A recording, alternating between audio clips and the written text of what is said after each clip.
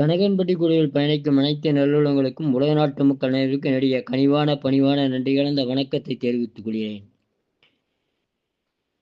ஐயா, இந்த பாருங்க, நமக்கு வர்ற நோய்களுக்கு எல்லாத்துக்குமே காரணம் மலச்சிக்கல் தாங்க ஐயா.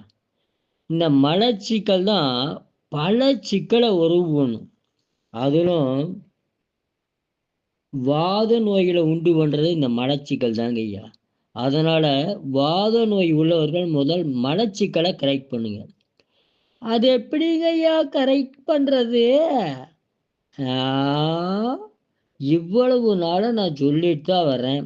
செஞ்சு பார்த்தா தானே ஆகும். நீங்க செய்யறதே இல்லை.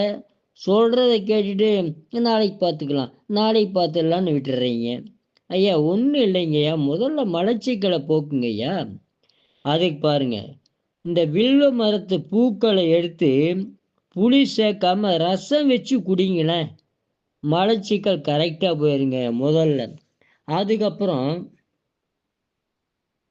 இந்த கேஸு அப்படின்னு சொல்கிறீங்கல்ல, அந்த கேஸ் இருக்கிறவங்க, இந்த வாயு தொலை இருக்கிறவங்க இந்த உருளைக்கிழங்கு சாப்பிடாம இருந்தாலே போதுங்கய்யா, சரியாயிருங்கய்யா. ஐயா, அப்படியே சொல்கிறீங்க? ஆமாங்க. அது கூட என்ன பண்ணுறீங்கன்னா, இந்த வாத நாராயணன் ஒரு மரம் இருக்குது, அதனுடைய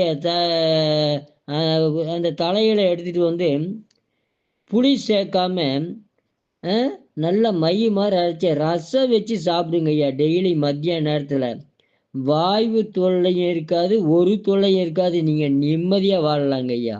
வாழ்க வளர்க உயர்க. நன்றி, வணக்கம்.